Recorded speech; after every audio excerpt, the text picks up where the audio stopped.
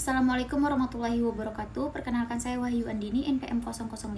Di sini saya akan membacakan hasil tugas epidemiologi penyakit tidak menular yang pertama, yaitu menjelaskan apa yang dimaksud dengan stepwise.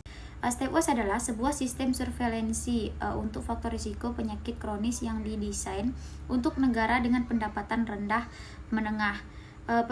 Pendekatan stepwise atau WITO menggunakan instrumen dan protokol yang telah terstandarisasi untuk memonitor tren penyakit tidak menular di setiap negara. Stepwise terfokus pada pengumpulan data terkait faktor risiko penyakit kronis atau penyakit tidak menular secara kontinu.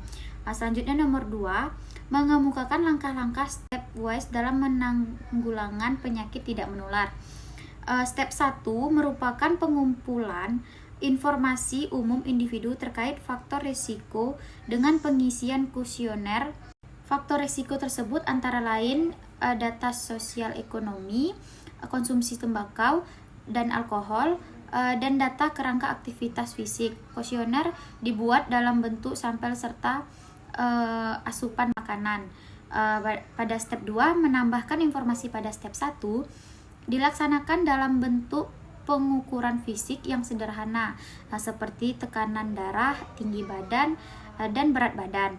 Pada step ketiga merupakan gabungan step 1 dan step 2, serta menambahkan pengukuran biokimia, misalnya dengan pengambilan sampel darah untuk pengukuran lipid darah. Baik, selanjutnya soal nomor 3, mengemukakan dan menjelaskan serta memberikan contoh masalah-masalah pada stepwise. Yang pertama yaitu data tidak lengkap. Pengulangan rekap data atau input data tidak lengkap serta tidak tepat waktu karena masih ada kewajiban pengumpulan data secara manual, sehingga adanya input data yang tidak lengkap, maka hasil analisis juga tidak lengkap.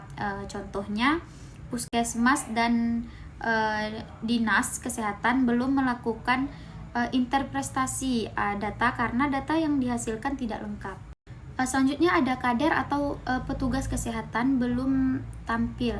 Belum semua petugas kesehatan mengerti dengan terampil tentang teknologi informasi, serta belum semua petugas tersebut mengikuti pelatihan stepwise penyakit tidak menular berbasis web.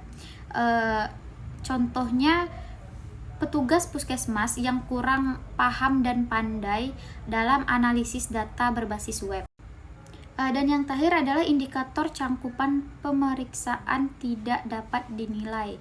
Data demografi meliputi jumlah penduduk menurut kelompok umur dan jenis kelamin. Umumnya belum dimasukkan oleh kader dan petugas di tingkat desa atau posbindu penyakit tidak menular.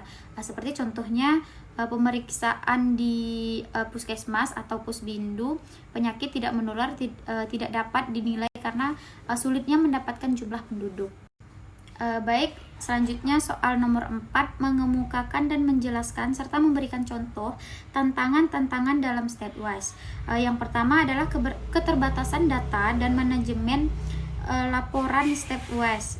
Contohnya, masih kurang akuratnya data yang didapatkan di Dinas Kesehatan yang disebabkan pengumpulan data masih dilakukan secara manual. Yang kedua, belum optimalnya dukungan terhadap program stepwise. Contohnya komitmen dari pemerintah yang tidak ada, padahal upaya program stepwise telah dilakukan. Dan yang ketiga, perilaku masyarakat yang masih berisiko terhadap PTM. Contohnya, masih banyaknya kebiasaan masyarakat yang sulit diubah dan menyebabkan faktor risiko terhadap penyakit tidak menular menjadi semakin tinggi. Selanjutnya ada kapasitas pelayanan terhadap penyakit tidak menular yang masih belum optimal. Seperti contohnya, masih banyaknya masyarakat di beberapa daerah yang sulit mengakses pelayanan kesehatan. Baik, itulah penyampaian tugas dari saya. Apabila ada yang salah, saya mohon maaf. Assalamualaikum warahmatullahi wabarakatuh.